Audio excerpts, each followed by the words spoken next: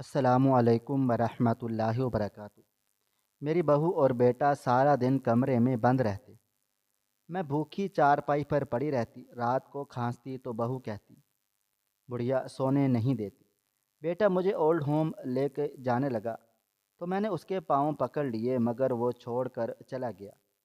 مجھے یہاں رہتے ہوئے 2 ماہ گزرے تھے کہ بیٹا روتا ہوا میرے پاس آیا اور بولا، ایک بار گھر چل کر دیکھ لو۔ میں نے بیٹے کی مان کر گھر آ گئی اور اندر قدم رکھتے ہی آج میں بہت زیادہ خوش تھی۔ برسوں پرانی خواہش آج پوری ہو گئی۔ بیٹے کے سر پر صحرا سجانے کی خواہش ایسی تھی جو مجھے راتوں کو چین نہ لینے دیتی۔ اس خواہش کے ساتھ ساتھ ایک ایسی پریشانی بھی تھی جو مجھے لاحق تھی۔ مجھے ڈر تھا کہیں ایسا نہ ہو کہ میری ساری سوچیں سچ بن کر میرے سامنے آ جائیں۔ میرا خوف مجھے سکون سے نہ رہنے دیتا۔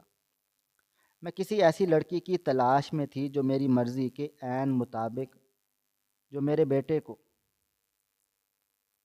مجھ سے چھین نہ سکے اور وہ میرے ساتھ وہ سلوک نہ کر سکے جس کا سوچ کر ہی میں خوف سے کانپ کر رہ جاتی تھی۔ 1 سال پہلے جب میرے شوہر کا انتقال ہوا تو بار بار وہ مجھے ایک ہی بات کی یاد دہانی کرواتے رہے، بار بار مجھے ڈراتے دھمکاتے رہے کہ تمہارا سچ تمہارے بیٹے کے سامنے لے کر آؤں گا تو وہ تمہاری ذات سے نفرت سے منہ موڑ لے گا، وہ تمہاری صورت دیکھنے کا بھی روادار نہیں ہوگا۔ جو کچھ تم نے کیا ہے کل کو تمہیں وہی بھگتنا پڑے گا۔ مگر میں ہمیشہ انہیں خاموش کروا دیتی، مگر اب ہر روز مجھے ان کی ساری باتیں یاد آتی تو میں ڈر جاتی۔ اپنے اس خدشے کے تحت اپنے شوہر کے انتقال کے بعد میں گھر بار چھوڑ کر اپنے بیٹے کو لے کر دوسرے شہر میں آ گئی، جہاں پر نئے سرے سے ہم لوگوں نے اپنی زندگی کا آغاز کیا۔ اب بیٹے کی شادی کر کے میں نے ان کی اولاد کو گود میں کھلا پلا کر اپنی زندگی کی ساری حسرتوں کو مٹا دینا چاہتی تھی۔ اور پھر ایک دن رشتے والی نے حسب منشا ایک ایسی لڑکی کا رشتہ مجھے بتایا کہ جو بالکل میری مرضی کے عین مطابق تھی۔ یہ لڑکی تو ویسی ہی تھی جیسی میں چاہتی تھی۔ میں نے پھر ہاں کرنے میں دیری نہیں کی۔ اپنے بیٹے کو لڑکی کی تصویر دکھائی تو وہ بھی اس کی معصومیت اور خوبصورتی کا اسیر ہو گیا۔ کہنے لگا، جہاں پہ آپ چاہتی ہیں میری شادی کر دیں، مجھے اعتراض نہیں ہے۔ میں نے ہتھیلی پہ سرسوں جمانے والا کام کیا۔ لڑکی دیکھتے ہی پہلی نظر میں مجھے پسند آ گئی۔ ان لوگوں نے بھی معمولی چھان بین کے بعد اسد کو اپنا داماد بنانے کی قبولیت دے دی۔ نورین ایک 20-22 سالہ لڑکی تھی جو آسانی سے میرے قابو میں آ سکتی تھی۔ میں نے پھر 1 مہینے کے اندر اندر شادی کی ساری تیاریاں مکمل کی۔ پھر نورین کو بیاہ کر اپنے گھر میں لے کر آ گئی۔ میرے مائکے میں صرف ایک ہی بھائی تھا جسے فوت ہوئے ابھی 10 سال کا عرصہ گزر گیا تھا۔ بھابھی اور بھتیجوں سے میرا تعلق نہ ہونے کے برابر تھا۔ ویسے بھی وہ غریب لوگ جب بھی ضرورت ہوتی تو مدد کے لیے میرے پاس آتے، اس لیے میں ان سے فاصلے پر رہتی، اور سسرال میں تو میں سب لوگوں سے اپنے بیٹے کو دور ہی رکھتی تھی، کیونکہ میں نہیں چاہتی تھی کہ میری نند یا سسرال کا کوئی بھی شخص میرے بیٹے کو مجھ سے دور کرے۔ اس لیے میں نے بغیر کسی کو شادی پر بلائے خاموشی سے نورین کو بیاہ کر اپنے گھر میں لے آئی تھی۔ میں خوش تھی کہ اب زندگی ویسے ہی گزرے گی جیسے ہی میں چاہتی ہوں، مگر شادی کے کچھ دن کے بعد میں نے محسوس کرنا شروع کر دیا کہ اسد کا رویہ بدلنے لگا۔ نورین جو پہلے بنا چوں چرا کیے میری ہر بات مانتی تھی، میرا کہا گیا کام اس کے لیے حکم کا درجہ رکھتا تھا، اب وہ مجھے ہر کام کے لیے منع کرنے لگی۔ کہنے لگی، آپ اتنے بیمار تو نہیں ہیں اور اتنی بوڑھی بھی نہیں ہیں کہ آپ اپنے کام خود نہ کر سکیں، اچھی خاصی ہیں، ہٹی کٹی ہیں، بلا وجہ مجھ پر حکم چلاتی ہیں۔ میں جب پہلی بار نورین نے میرے ساتھ بدزبانی کی تو میں بے یقینی سے اسے دیکھتی رہ گئی۔ ایک بار ماضی میری آنکھوں کے سامنے گھوم گیا۔ میں اپنے ماضی کو نہیں دہراؤں گی، یہ سب نہیں ہوگا۔ شام کو جب اسد گھر واپس آیا تو میں نے اسے نورین کی بدتمیزی سے آگاہ کیا۔ تمہاری بیوی مجھے کچھ سمجھتی ہی نہیں ہے۔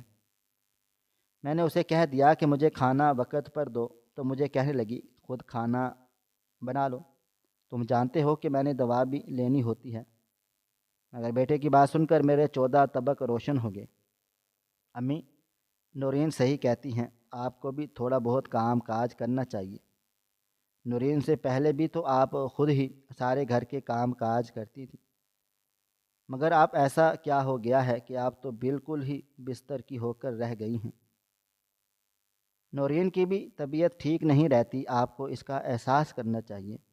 شادی کے چند دنوں کے بعد اللہ تعالیٰ نے نورین پر اپنا کرم کر دیا، اس کی گود ہری ہو گئی اور وہ بیٹی بننے والی ہو گئی، ماں بننے والی تھی۔ مجھے اس بات کی جہاں بہت خوشی تھی وہاں اب سوچ کر میں بہت پریشان ہوتی رہتی تھی کہ ابھی تو شادی کو چند دن گزرے ہیں، میرا بیٹا میرے ہاتھوں سے نکل گیا ہے، ابھی وہ اپنی بیوی کی ہر بات ماننے لگا ہے۔ کل کلاں کو جب اس کی گود میں اولاد آ جائے گی تب تو میرا بیٹا مجھے بالکل ہی سائڈ پہ لگا دے گا۔ کہیں ایسا نہ ہو میرے ساتھ وہی پیش ہے جو میں کل کو کر چکی ہوں۔ وہ سارے الفاظ، لوگوں کی کہی گئی ساری باتیں میرے دل و دماغ میں گونجنے لگی تو میں بری طرح سے سہم کر رہ گئی۔ نہیں، ایسا نہیں ہو سکتا، میرا ماضی کبھی بھی میرے سامنے نہیں آ سکتا۔ میں نے جو کیا بالکل صحیح کیا، میں نے تو کسی کے ساتھ کوئی زیادتی نہیں کی، کچھ بھی غلط نہیں کیا۔ زیادتی تو میں نورین کے ساتھ بھی نہیں کر رہی، تو میرے ساتھ بھی کچھ بھی غلط نہیں ہوگا۔ میں یہی سوچ سوچ کر خود کو تسلی دینے لگی، مگر نورین کی بے اتنائی اور بیٹے کی بڑھتی ہوئی لاپرواہی نے مجھے بستر سے لگا کے رکھ دیا۔ بیٹے کے بدلنے کا دکھ مجھے روگ لگا گیا، میں ہر وقت روتی رہتی۔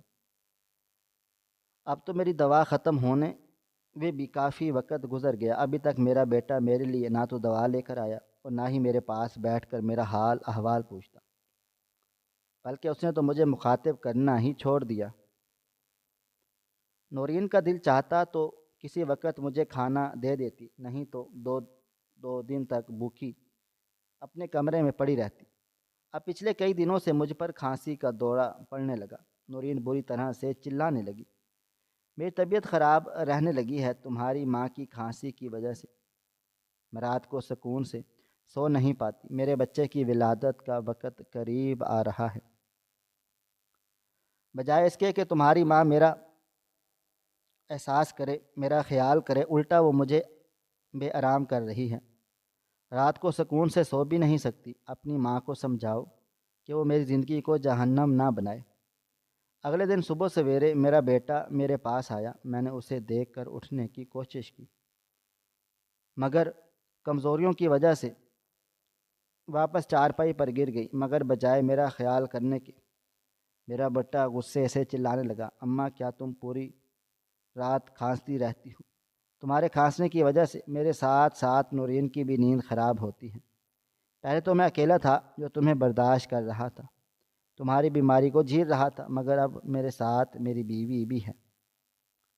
آپ نے اگر یہاں رہنا ہے تو میری بیوی کی مرضی کے مطابق رہنا ہوگا، ورنہ میں آپ کو گھر سے باہر نکال دوں گا۔ اور مت بھولیں کہ آپ کا میرے علاوہ کوئی بھی نہیں ہے۔ اگر میں نے آپ کو گھر سے نکال دیا تو آپ کہاں جائیں گی؟ آپ کا تو مائکے میں کوئی بھی نہیں ہے، آپ کے بھتیجے تو خود غریب ہیں، وہ تو آپ کو ایک وقت کھانا بھی نہیں کھلا پلا سکتے۔ جب اسد نے مجھ سے اس انداز میں بات کی تو میری آنکھوں میں آنسو آ گئے، ساری باتیں میرے کانوں میں گونجنے لگیں، وہ سب کچھ مجھے یاد آنے لگا۔ ماضی ایک بار پھر سے میرے سامنے آن کھڑا ہوا، میں جس وقت سے خوف زدہ تھی وہ وقت میرے سامنے آ گیا۔ اسد میری بات سنو، میں تمہاری ماں ہوں، تم میرے ساتھ ایسا کیسے کر سکتے ہو؟ کتنے دنوں سے میری دوا ختم ہے، تم نے ایک بار بھی نہیں پوچھا کہ میری طبیعت کیسی ہے۔ مجھے کسی چیز کی ضرورت تو نہیں، تم اپنی بیوی کے کانوں سے سنتے ہو، اسی کی زبان بولتے ہو۔ مت بھولو کہ میرے قدموں تلے جنت ہے، تم اپنی بیوی کی باتوں میں آ کر اپنی جنت کو کھو رہے ہو۔ میں ایک آخری بار کوشش کرنا چاہتی تھی تاکہ میرا بیٹا مجھے چھوڑ کر نہ جائے، وہ غلطی نہ کرے جو کبھی میں نے کی تھی۔ مگر تبھی میری بہو بھی کمرے میں آ گئی۔ بہت خوب، آپ میرے شوہر کو میرے خلاف ورگلا رہی ہیں۔ میں تو یہی سوچ کر کمرے میں آئی تھی کہ اسد کو سمجھاؤں گی کہ وہ آپ کے ساتھ بدتمیزی نہ کریں۔ میں تو آپ سے ناشتے کا پوچھنے کے لیے آئی تھی، مگر مجھے پتہ چلا کہ آپ کو تو مجھے اپنا دشمن سمجھتی ہیں۔ اب میں آپ کو اس گھر میں برداشت نہیں کر سکتی۔ اب تو مجھے نکالیں کہ در پہ ہیں، میرے شوہر کی زندگی سے نکال کر پھینک دیں گی، اس سے پہلے کہ میں آپ کا ہی پتہ صاف کر دوں گی۔ نورین کی باتیں سن کر میں بری طرح سے گھبرا گئی۔ میرے ساتھ ایسے مت کرو بیٹی، میرے بیٹے کو مجھ سے مت چھینو۔ تم نہیں جانتی کہ کل کو یہ سب تمہارے آگے بھی آ سکتا ہے۔ مگر نورین میری کوئی بھی بات نہیں سن رہی تھی، مجھے بازو سے پکڑ کر چارپائی سے اٹھا دیا۔ اب میں ان دونوں کے پاؤں میں گر گئی تھی۔ مجھے معاف کر دو، میں تمہارے شوہر کو تمہارے خلاف کبھی نہیں ورگلاؤں گی۔ خاموشی سے ایک کونے میں بیٹھی رہوں گی، کھانا بھی نہیں مانگوں گی، مجھے گھر سے بت مار نکالو۔ مگر اسد نے آنکھوں پر گویا پٹی باندھ لی، اور نورین وہ تو تھی ہی پرائی لڑکی، وہ بھلا میرا کیوں احساس کرتی؟ میں نے تو اسے ہونے والی اولاد کے واسطے دیے، کیا کچھ نہیں کی ہیں۔ مگر ان دونوں کو مجھ پر رحم نہیں آیا۔ میرا بیٹا مجھے لے کر اولڈ ہوم آ گیا۔ آج سے ماں تم یہیں پر رہو گی، میں کبھی کبھار تم سے ملنے کے لیے آتا رہوں گا۔ اگر آپ تنگ نہ کرتی تو میں کبھی بھی آپ کو یہاں چھوڑ کر نہ جاتا۔ وہ مجھے چھوڑ کر چلا گیا اور میں اپنے نصیبوں کو کوسنے لگی، بری طرح سے رونے لگی۔ یہاں پر میری طرح اور بھی بہت ساری عورتیں تھیں جو اپنی اولاد کے ہاتھوں کی ستائی ہوئی تھیں، جن کے اپنے بیٹیوں نے انہیں اولڈ ہوم میں چھوڑ دیا تھا، پھر پلٹ کر خبر نہیں لی تھی۔ عورتوں کے روتے ہوئے چہرے دیکھ کر مجھے دکھ کا احساس ہوا، اور پھر کچھ عورتوں کے چہرے ایسے تھے کہ انہیں دیکھ کر میں سوچ میں پڑ گئی کہ یہ عورتیں مظلوم ہیں یا ظالم۔ یہ خیال آتے ہی میں اپنے بارے میں سوچنے لگی کہ میرے ساتھ جو کچھ ہوا ہے وہ ظلم ہے۔ کیا میں اسی قابل ہوں مجھے دھتکارا جائے، مجھے گھر سے باہر نکالا جائے، مجھے در بدر کیا جائے؟ یہ سوچ کر میں بری طرح سے رونے لگی، خدا سے اپنے گناہوں کی معافی مانگنے لگی۔ نہ جانے کتنا عرصہ ہو گیا میرے رب نے مجھے اپنے حضور سر جھکانے کی توفیق عطا نہ کی تھی۔ اب جب میں وضو کر کے آئی تو اس کے حضور نماز پڑھتے ہوئے میں سسک سسک کر رو پڑی۔ ہاتھ اٹھائے تو خالی ہاتھوں کو دیکھتی رہ گئی، دعا مانگنے کو بھی کچھ نہیں تھا۔ میں اپنے اس بیٹے کو کیسے بد دعا دیتی جسے پانے کے لیے میں نے اپنے رب سے کتنی منتیں کی، کتنی التجائیں کی، اور پھر جسے پا کر جس کا خیال رکھنے کے لیے میں نے اپنی نیند کی قربانی دیتی رہی۔ راتوں کو جاگ جاگ کر اسے دیکھتی رہی، خود گیلے بستر پر سوئی، اسے خشک پر سلا دیا۔ اس بیٹے کو کیسے بد دعا دیتی، اور وہ بہو جو میرے بیٹے کی نسل کو آگے بڑھانے والی تھی، وہ بیٹے کی زندگی کو مکمل کر چکی تھی، میں اسے کیسے بد دعا دیتی؟ دعا مانگنے کے لیے بھی میرے پاس کچھ نہیں تھا۔ کتنا میں نے اس بارے میں سوچا کہ جب میرے بیٹے کی اولاد ہوگی اس کے ساتھ میں ایسے کھیلوں گی، اسے گود میں کھلاؤں گی۔ بیٹے کی شادی کے بعد میں آرام کروں گی، مگر اب تو در سے در بدر ہو گئی تھی۔ میں دل ہی دل میں دن گننے لگی کہ اب میری بہو کے دن پورے ہو گئے ہیں، اب اس کے قدموں تلے جنت تعمیر ہو گئی ہوگی۔ نہ جانے اسے اللہ نے بیٹے سے نوازا یا بیٹی۔ یہ سوچ کر ایک بار پھر سے کانپ کر رہ گئی، اگر اسے بھی اللہ نے بیٹے سے نوازا اور اگر میرے بیٹے کے ساتھ بھی یہی سب کچھ ہوا تو؟ میں پھر سے رونے لگ گئی تھی۔ اللہ کبھی میرے بیٹے کے ساتھ برا نہ ہو، کبھی اس کے سامنے اس کا کیا پیش نہ آئے۔ عورتیں مجھے روتے ہوئے دیکھتیں تو تسلی دیتی، ارے سب ٹھیک ہو جائے گا، تمہاری اولاد کو بھی اس بات کا احساس ہو جائے گا کہ ماں کے بغیر گھر بے رونق ہے، ماں کے بغیر زندگی بھی کوئی زندگی ہے۔ نہ جانے آج کل کی اولاد کو کیا ہو گیا ہے۔ ماں باپ کی قدر کرنا تو بھول ہی چکے ہیں۔ کچھ ایسی عورتیں تھیں جن کی اپنی اولاد نہیں تھی، ساری زندگی انہوں نے بھتیجے اور بھانجوں اور بہن بھائیوں پر وقف کر دی تھی، مگر وقت گزرنے کے بعد انہی لوگوں نے انہیں گھر سے نکال دیا۔ یہ اولڈ ہوم میرے جیسی عورتوں کا ٹھکانہ تھا جن کا دنیا میں کوئی بھی نہیں ہوتا۔ 2 مہینے گزر گئے، اب میں آہستہ آہستہ اس زندگی کی عادی ہونے لگی۔ میں یہ بات بھول گئی کہ میں کبھی یہاں سے نکل سکتی ہوں، کبھی میرا بیٹا مجھے لینے کے لیے آئے گا، کیونکہ مجھے اندازہ ہو گیا تھا کہ یہی میرے گناہوں کی سزا ہے۔ میں چاہ کر بھی اسے بیٹے کو اس عمل سے روک نہ پائی، کیونکہ میں اس کی زندگی سے دور سہی مگر اس کے دل سے دور نہیں ہونا چاہتی تھی۔ بیٹے کے آنکھوں میں کبھی بھی اپنے لیے بدگمانی نہیں دیکھ سکتی تھی، نہ ہی میں یہ چاہتی تھی کہ وہ میرے بارے میں کچھ برا سوچے، مجھ سے نفرت کرے۔ مگر یہ مجھے نصیب نے کیسا وقت دکھایا تھا، قسمت نے کیسا کھیل کھیلا کہ جس بیٹے کی آنکھوں میں اپنے لیے محبت دیکھنا چاہتی تھی، اسی بیٹے نے اپنی زندگی سے نکال کر پھینک دیا۔ اسے دیکھنے کے لیے خود بے قرار رہنے لگی۔ اس دن میری طبیعت سخت خراب ہوئی اور آج میرا دل بہت چاہ رہا تھا کہ میرے پاس اسد ہو، میں اسے اپنے سینے سے لگا کر خوب روں، اتنا کہ میرے دل کے سارے ارمان، سارے دکھ آنسوؤں کی صورت میں بہہ نکلیں۔ اور پھر جب میں اپنے سامنے دیکھا تو بے یقینی سی ہو کر رہ گئی۔ اپنی آنکھوں پر اعتبار ہی نہیں آ رہا تھا کہ جو دیکھ رہی ہوں وہ خواب ہے، یہ سچ ایسا کیسے ہو سکتا ہے؟ میرے سامنے اسد کھڑا مجھے دیکھ رہا تھا، اس کی آنکھوں میں آنسو بہہ رہے تھے۔ مجھے دیکھ کر میرے پاس آ کر لیٹ گیا۔ ماں، میرے ساتھ گھر چلو، میں تمہیں لینے آیا ہوں۔ میں بے یقینی سے اسے دیکھتی رہ گئی۔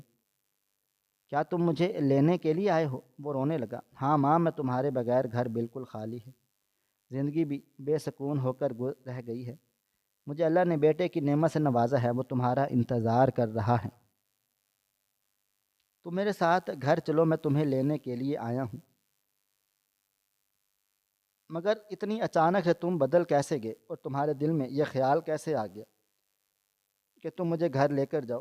تم نے تو کہا تھا کہ تم مجھے کبھی واپس نہیں لے کر جاؤ گے۔ تمہاری بیوی، کیا وہ مجھے قبول کر لے گی؟ بیوی ہی تو کہہ رہی ہے کہ آپ کو گھر لے کر آؤں۔ نورین بھی اپنی غلطیوں پر بہت شرمندہ ہے۔ ماں، تم گھر چلو، تمہیں میں سب بتاتا ہوں۔ پورا راستہ میں طرح طرح کی سوچوں میں گمسم رہا تھا۔ بیوی تو کہہ رہی ہے کہ آپ کو لے کر گھر آؤں، اور سوچوں میں گم رہا، آخر ان دونوں کی تبدیلی کی کیا وجہ ہے؟ اچانک سے میرا بیٹا مجھے گھر کیسے لینے کے لیے آ گیا؟ پتہ نہیں نورین کیسا سلوک کرے گی، کیا وہ مجھے برداشت بھی کر پائے گی یا نہیں؟ مگر جب میں گھر گئی تو جیسے ہی گھر کے اندر داخل ہوئی تو حیران و پریشان رہ گئی۔ نورین میرے قدموں میں آ کر گر گئی، میرے سامنے اپنے دونوں ہاتھ جوڑ دیے، رونے لگی۔ معاف کر دیں، مجھ سے بڑی غلطی ہو گئی، آپ کی قدر نہیں کی، آپ کو اپنے بیٹے سے دور کر دیا، مجھے معاف کر دیں۔ وہ مسلسل روئے جا رہی تھی اور میرے سامنے ہاتھ جوڑ کر مجھ سے معافی مانگ رہی تھی۔ اسد بھی بری طرح سے رونے لگا۔ اماں، نورین صحیح کہہ رہی ہے، ہم دونوں کو اپنی غلطی کا شدت سے احساس ہو گیا ہے، ہمیں معاف کر دو۔ میں نورین کے کمرے میں آئی تو سامنے ہی کاٹ میں ایک پیارا سا بچہ لیٹا ہوا تھا، وہ کھیل کود رہا تھا۔ میں نے بے تابی سے اس کی طرف بڑھی، اس کو اپنی گود میں لیا تو اسے محسوس ہوا جیسے اسد کا بچپن میری آنکھوں کے سامنے گھوم گیا ہو۔ مجھے یاد آنے لگا جب پہلی بار اسد کو گود میں لیا تھا، میں اسے بے ساختہ پیار کرنے لگی۔ یہ بچہ بہت پیارا ہے، بالکل تم پر گیا ہے، میں نے اسد کو دیکھتے ہوئے کہا تو وہ زبردستی مسکرا دیا۔ اللہ نہ کرے یہ کبھی مجھ پر جائے، یہ آپ جیسا ہوگا آپ اس کی تربیت کریں گے، آپ بھی اسے اچھے برائی کی تمیز سکھائیں گے۔ پوتے کا نام میری خواہش پر اسماعیل رکھا گیا۔ نہ جانے کیسے میرے بیٹے کو یاد رہ گیا کہ مجھے اسماعیل نام پسند ہے، اس نے اپنے بیٹے کا نام اسماعیل ہی رکھا تو میں نے حیران ہونے کے ساتھ ساتھ خوش بھی ہوئی۔ اور ساتھ ساتھ یہ سوال بھی تھا کہ وہ دونوں اچانک سے کیسے بدل گئے۔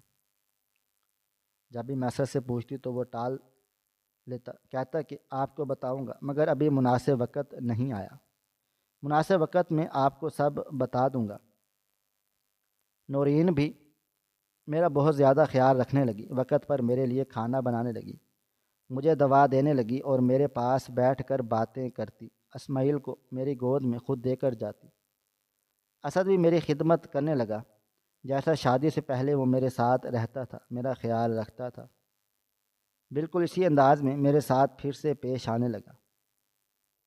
میں حیران و پریشان ہوتی رہتی تھی کہ آخر میرا بیٹا اتنا بدل کیسے گیا ہے، اور نورین کے بدلاؤ کی کیا وجہ ہے۔ میں نے ابھی تک ان کے بدلنے کی وجہ جاننے میں قاصر تھی۔ وہ بھی ایک معمول کا دن تھا۔ آج اسد کو آفس سے چھٹی تھی۔ ہم تینوں صحن میں بیٹھے جب دروازے پر دستک ہونے لگی۔ ارے اس وقت کون آ گیا؟ میں تو حیران رہ گئی، کیونکہ مغرب کا وقت ہونے والا تھا اور ہمارے گھر میں بہت کم مہمان آتے جاتے تھے، صرف نورین کے گھر والے ہی آتے تھے، باقی اپنے خاندان سے تو میں منہ موڑ ہی چکی تھی، اس لیے میں حیران رہ گئی سامنے کون آیا ہے۔ مگر جب اسد نے دروازہ کھولا اور جو گھر میں داخل ہوا اسے دیکھ کر میں اپنی جگہ سے کھڑی ہو کر گئی۔ ارے نسیمہ تم یہاں؟ نسیمہ کو اپنے سامنے دیکھ کر میری آنکھیں پھٹی کی پھٹی رہ گئی، دل کے سارے ارماں گویا آنکھوں کے سامنے آ کر کھڑے ہو گئے۔ نسیمہ نے مجھے اپنے گلے سے لگا لیا۔ کیسی ہو بھابھی؟ میں تمہیں بہت یاد کرتی ہوں۔ نسیمہ کی بات پر میں بری طرح سے بے چین ہو گئی۔ سارے واقعات اور حالات آنکھوں کے سامنے گھوم گئے۔ میں نے ہراساں نظروں سے اسد کی طرف دیکھا۔ اگر نعیمہ نے اسد کو میرے بارے میں کچھ بتا دیا تو وہ عورت تھی جس سے میں اپنے بیٹے کو دور لے کر آ گئی۔ کہیں وہ میرے بیٹے کو مجھ سے دور نہ کر دے، کہیں وہ اس کے دل میں میرے لیے نفرت اور بدگمانی نہ پیدا کرے۔ اور اب وہ عورت اس کے باوجود بھی میرے گھر میں آ گئی تھی، میری آنکھوں کے سامنے کھڑی تھی، اور اسد بھی مسکراتے ہوئے اس سے باتیں کر رہا تھا۔ میرا بس نہیں چل رہا تھا کہ میں نسیمہ کو یہاں سے غائب کر دوں۔ بھابھی آپ اتنا پریشان کیوں ہو گئے؟ نسیمہ کے سوال پر میں اسے دیکھنے لگی۔ اب اس کی بات کا کیا جواب دوں؟ اس سے پہلے کہ میں کچھ کہتی نسیمہ پھر خود ہی بول پڑی۔ شکر ہے اسد کو اپنی غلطی کا احساس ہو گیا، اس نے میری بات مان لی، ورنہ میں تو اس دن سے بہت پریشان تھی۔ پتہ نہیں آپ کے ساتھ کیا ہوا ہوگا، آپ ٹھیک بھی ہوں گے یا نہیں، اور آج آپ کو اپنی آنکھوں کے سامنے دیکھ کر میرا دل پرسکون ہو گیا ہے۔ وہ بھیگی آنکھوں سے بولی تو میں پھٹی پھٹی آنکھوں سے کبھی اسے دیکھنے لگتی تو کبھی اسد کی طرف۔ مجھے کچھ بھی سمجھ نہیں آ رہا تھا۔ نسیمہ کی باتوں کا کیا مطلب ہے؟ تم کیا کہنا چاہتی ہو؟ نسیمہ کھل کر کہو، کیا ہوا ہے مجھے، اور تم یہاں پر کیسے آئی؟ کس نے تمہیں ہمارا ایڈریس بتایا؟ بھابھی ڈھونڈنے والے تو خدا کو بھی ڈھونڈ لیتے ہیں، اور میں تو سچی لگن سے آپ کو اور اپنے بھتیجے کو ڈھونڈ رہی تھی، اور پھر ناصر نے ایک دن اسد کو دیکھ لیا، اس سے ملا تو وہ پھر ہمیں یہاں پر لے آیا، مگر اس وقت آپ گھر پر نہیں تھی۔ مجھے پتہ چلا کہ آپ کو اسد اولڈ ہوم میں چھوڑ آیا ہے۔ مت پوچھے کہ میرے دل پر چھریاں چلنے لگیں۔ میں اپنی جگہ سے اٹھ کھڑی ہوئی تو گویا نسیمہ میری غیر موجودگی میں یہاں پر آ چکی تھی۔ وہ یہ بات بھی جان گئی تھی کہ میرے ساتھ وہ سب کچھ ہو چکا ہے جو کل کو میں نے اس کی ماں کے ساتھ کیا تھا، اور اگر اس نے اسد کو یہ سب بتا دیا تو۔ مگر وہ لوگ اپنی ہی باتوں میں مگن تھے۔ پھپھو آپ بالکل صحیح کہہ رہی ہیں، اس نے اگر آپ مجھے غلطی کا احساس نہ دلاتی تو مجھے کبھی بھی اس گناہ کا احساس نہ ہوتا جو میں انجانے میں کرنے جا رہا تھا۔ شکر ہے اس دن آپ نے مجھے سب کچھ بتا دیا، تب میں امی کو لے کر آ گیا، ورنہ مجھے بھی اللہ نے بیٹے کی نعمت سے نوازا ہے۔ کل کو اگر میرا بیٹا بھی وہی سب کرتا جو امی نے دادوں کے ساتھ کیا تو میں ان کے ساتھ کیا تو یہ سلسلہ جانے کہاں جا کر رکتا۔ تبھی میں نے یہ سلسلہ یہیں روک دیا کہ کل کو میرے اور میرے بیوی کے درمیان یہ سب کچھ نہ ہو۔ اس کا مطلب یہ تھا کہ میرا بیٹا سب کچھ جان چکا تھا۔ میں نے کیا کیا؟ میں چکرا کر زمین پر گر گئی۔ میرے خواصوں نے میرا ساتھ چھوڑ دیا۔ میں یہ سچ اپنے بیٹے سے چھپا کر رکھا، اور آخر میرے بیٹے کو یہ بات معلوم ہو گئی۔ جب مجھے ہوش آیا تو اسد میرے پاس بیٹھا ہوا تھا اور نسیمہ اب اپنے گھر جا چکی تھی۔ نورین اپنے کمرے میں اسماعیل کو سلا رہی تھی۔ مجھے ہوش میں آتا دیکھ اسد نے خدا کا شکر ادا کیا۔ امی اللہ کا شکر ہے آپ ہوش میں آ گئی، میں تو بہت پریشان ہو گیا تھا، پتہ نہیں آپ کو کیا ہو گیا ہے۔ وہ میرا ہاتھ تھامے بولا۔ میں نے پوچھا تمہیں نسیمہ نے میرے بارے میں کیا بتایا ہے؟ میں وہی سوال اپنی زبان پر لے آئی، میری جان لے رہا تھا، اور پھر اسد نے مجھے سب کچھ بتا دیا۔ وہ بات جو میں اسے چھپانا چاہتی تھی وہ اسے معلوم ہو چکی تھی، مگر یہ سب جان کے بھی اسد کی آنکھوں میں میرے لیے بدگمانی یا نفرت نہ تھی، بلکہ میرے لیے محبت اور احساس سے ندامت نظر آ رہا تھا۔ امی آپ نے جو کیا آپ کو اس کی سزا مل گئی۔ میں نافرمانی کی صورت میں اور نورین کی بدتمیزی کی صورت میں آپ کو اس گھر سے نکال دیا۔ آپ اپنے دل میں کسی قسم کا احساس شرمندگی مت پالیں۔ پھپھی کو اس بات پر آپ سے کوئی گلہ نہیں، وہ تو آپ سے بہت محبت کرتی۔ انہوں نے مجھے کہا ہے کہ غلطیاں ہر انسان سے ہو جاتی ہیں، تم اپنی ماں کو اس کے کیے کی سزا مت دو۔ تب پھپھو نے مجھے بتایا کہ آپ نے دادو کے ساتھ کیا کیا تھا، مگر میں وعدہ کرتا ہوں میں دوبارہ ایسا کبھی کچھ نہیں کروں گا۔ وہ میرے سامنے سر جھکا کر رو پڑا۔ میرے کمرے سے پھر جب باہر گیا تو میں نے ایک بار پھر سے پھوٹ پھوٹ کر رو پڑی۔ میری غلطی، میرا گناہ آنکھوں کے سامنے آیا تھا، مگر شاید وہ میرا گناہ خدا نے معاف کر دی، تبھی تو میرے بیٹے کی آنکھوں میں میرے لیے نفرت نظر نہیں آئی تھی۔ مجھے وہ دن یاد آنے لگا جب میں پہلی بار بیاہ کر زوار کی زندگی میں شامل ہوئی۔ زوار میرے بھائی کا دوست تھا جو ایک دن مجھے دیکھ کر پہلی نظر میں میرے حسن کا اسیر ہو گیا۔ گھر میں آ کر اس نے شور مچا دیا، شادی کرے گا تو صرف مجھ سے، جبکہ میری ساس اپنی بھانجی کو بہو بنانا چاہتی تھی۔ زوار کی ضد پر وہ مجھے بیاہ کر گھر میں لے آئی۔ شروع میں انہوں نے میرا ساتھ بہت برا سلوک کیا، زوار کو اور مجھے آپس میں لڑواتی، زوار کو میرے خلاف ورگلاتی، کیونکہ وہ چاہتی تھی کہ زوار مجھے چھوڑ دے، ان کی بھانجی سے شادی کرے، مگر ان کی کوئی کوشش کامیاب نہیں ہوئی، کیونکہ زوار مجھ سے لاکھ ناراض سہی، مگر وہ مجھ سے بہت محبت کرتا تھا، میرے بغیر رہنے کا تصور بھی نہیں کر سکتا تھا۔ خدا نے مجھے اولاد کی نعمت سے بھی شادی کے 10 سال بعد نوازا۔ تب تک میں اپنی ساس سے بے اولادی کے طعنے سنتی رہی۔ میرے دل میں اپنی ساس کی نفرت بڑھنے لگی، اور پھر جب مجھے اللہ نے بیٹے کی نعمت سے نوازا تو اس دن میں بہت خوش ہو گئی کہ اب میرے ان سارے طعنوں سے جان چھوٹ گئی، اب میں ماں کے رتبے پر فائز ہو گئی۔ اس کے بعد میری ساس بیمار رہنے لگی، تب میں نے اپنی ساس کے ساتھ وہ کیا جو کوئی اپنے دشمن کے ساتھ بھی نہیں کرتا۔ ان کی بیماری کی حالت میں نے ان کا خیال نہ رکھتی تھی، انہیں وقت پر دوا نہ دیتی، انہیں بھوکا رکھتی، اور وہ زوار سے میری شکایتیں کرتی تو میں جھوٹ موٹ کے آنسو بہانے لگتی۔ نسیمہ میری اکلوتی نند میری ان ساری باتوں سے واقف کار تھی۔ ایک دن وہ زوار سے کہنے لگی، میں اپنی ساس کے ساتھ برا سلوک کرتی ہوں، یہ بہت غلط بات ہے۔ نسیمہ ایک دن گھر میں چھپ کر بیٹھی رہی، میرا اپنی ساس کے ساتھ ماں کے ساتھ رویہ دیکھتی رہی اور روتی رہی۔ جب اس نے یہ سب زوار کو بتایا تو زوار نے اس بات پر یقین نہیں کیا، اور تب بھی میں نے زوار سے کہا کہ تمہاری ماں اور بہنیں چاہتی ہی نہیں کہ ہم دونوں ایک ساتھ خوش رہیں، وہ ہم دونوں کو دور رکھنا چاہتی ہیں۔ اور پھر میں نے اپنی ساس کو گھر سے باہر نکال دیا۔ زوار سے کہنے لگی اپنی بہن سے کہو کہ اس کی خدمت کرے۔ تب زوار یہی سمجھتا تھا کہ جو میں کہہ رہی ہوں وہ سچ ہے، اس کی ماں جھوٹ بولتی ہے، بہن میرے ساتھ زیادتی کرتی ہے۔ میرے ساس آخری وقت میں روتی رہ گئی، میں اسے گھر میں لے آؤں، وہ زوار سے ملنا چاہتی تھی، بات کرنا چاہتی تھی، مگر میں نے زوار کو اپنی ساس سے دور رکھا، اور پھر میری ساس زوار کے غم میں ہی اس دنیا سے چل بسی۔ نسیمہ کو بہت دکھ تھا میں نے اس کی ماں کے ساتھ اتنا برا سلوک کیا، اور پھر وقت گزرنے کے ساتھ زوار کو اپنی غلطی کا احساس ہو گیا، اسے یقین آ گیا کہ میں نے اس کی ماں کے ساتھ برا سلوک کیا۔ میں نہیں چاہتی تھی کہ سب لوگ میرے بیٹے کے دن میں میرے لیے نفرت پیدا کر دیں، تبھی تو پھر اپنے بیٹے کو لے کر وہاں سے دور ہو گئی۔ مگر میری وہ نند جس سے میں نفرت کرتی رہی، اسی نند نے میرا بڑھاپا برباد ہونے سے بچا لیا۔ اس کی وجہ سے میں اپنے بیٹے کے ساتھ وقت گزارنے کے قابل ہوں۔ وہ اگر چاہتی تو اس بات پر خوش ہوتی، وہ سوچتی کہ جو کچھ میں نے اس کی ماں کے ساتھ کیا اس کا انتقام پورا ہوا، مگر اس عورت نے کھلے دل سے معاف کر دیا اور میرے بیٹے کو بھی اپنی غلطی کا احساس دلایا۔ میں چاہ کر بھی نسیمہ کا شکریہ ادا نہیں کر سکتی تھی۔ اب جب مجھے اپنی ساری غلطیاں یاد آئیں تو میں پھوٹ پھوٹ کر رو پڑی۔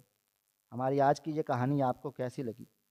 کمنٹ باکس میں اپنی رائے کا اظہار ضرور کریں، اور مزید اس طرح کی سبق آموز کہانیاں سننے کے لیے ہماری ویڈیوز کو لائک کریں، شیئر کریں اور ہمارے چینل کو سبسکرائب کریں۔ شکریہ۔ اللہ حافظ۔